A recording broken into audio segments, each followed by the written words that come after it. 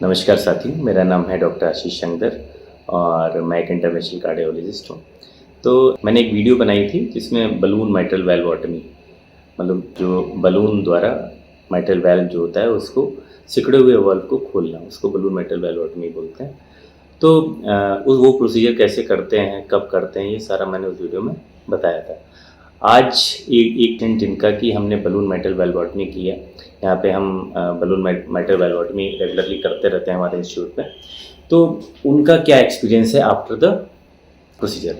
अच्छा, हाँ, मैं बता दूं कि ये पूर्णतया बिना किसी चीर-फाड़ के ऑपरेशन किया जाता है और जो पोस्ट ऑप केयर है वो भी, मतलब ऑपरेशन के बाद की जो केयर है वो भी कोई ख़ास नहीं होती, कुछ भी उसमें टाँके-वाँके नहीं आते हैं।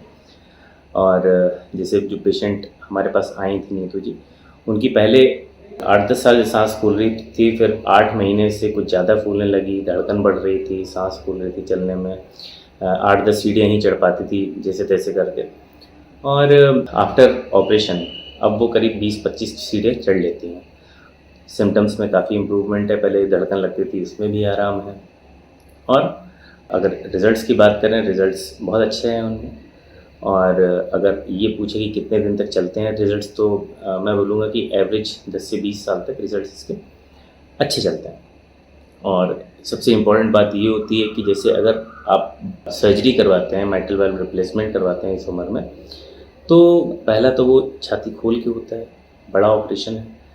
फिर उसके बाद जो वाल्व उसमें लगता है उसके लिए खून पतला करने के लिए आपको हमेशा गोलियाँ खानी पड़ती हैं और बार-बार एक पीटी-आईएनआर नाम का एक टेस्ट होता है, वो करवाना पड़ता है ताकि खून सही मात्रा में पतला रहे। मतलब पतला, बहुत पतला भी ना हो कि जिससे कहीं की ब्लीडिंग हो जाए, और ऐसा भी ना हो कि वेल बंद हो जाए।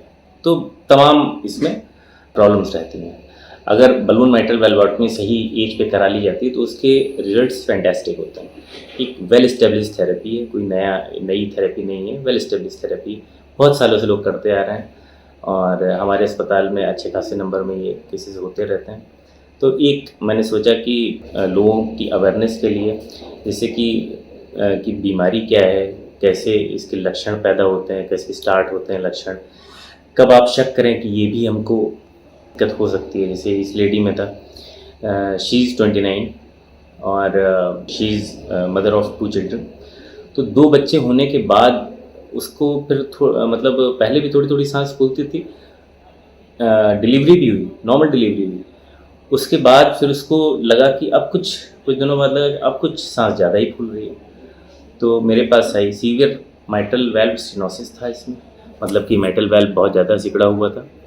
तो सीवियर तब बोलते हैं जब जो माइट्रल वाल्व है वो 1.5 से कम रह जाए। तो इनके जो वाल्व का एरिया था वो 0.9 सेंटीमीटर स्क्वायर था, और जो कि हमने उसको खोल के 1.8 सेंटीमीटर, 1.7, 1.8 सेंटीमीटर स्क्वायर का कर दिया। नॉर्मल जो वाल्व एरिया होता है वो तो 2.5 से सेंटीमीटर स्क्वायर का होता है। तो इसमें लेकिन 2.5 से कम में प्रॉब्लम स्टार्ट हो जाती हैं, वैसे 4 से 6 सेंटीमीटर स्क्वायर का होता है।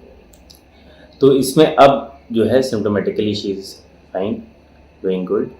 और अभी खुद पेशेंट से सुनिए।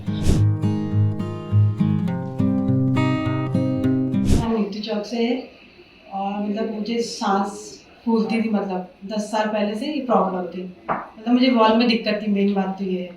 और मतलब सांस फूलने लगती थी, इसमें जीने नहीं चढ़ पाती थी, बस 10 सीढ़ियाँ ही चढ़ पाती थी, ज़्यादा नहीं चढ़ पाती थी। और 8-9 महीने पहले मतलब मुझे अचानक मतलब मेरी हार्ट बीट तेज होने लगी। तो मैंने डॉक्टर को दिखाया तो उन्होंने बताया मेरा वॉल पूरा मतलब सिकुड़ चुका था ये। फिर उन्होंने मतलब बिना चीरा फाड़ी के और बिना सर्जरी के उन्होंने मतलब मेरा वॉल को मतलब ठीक कर दिया, मतलब फुला दिया उसे, मान के चलो।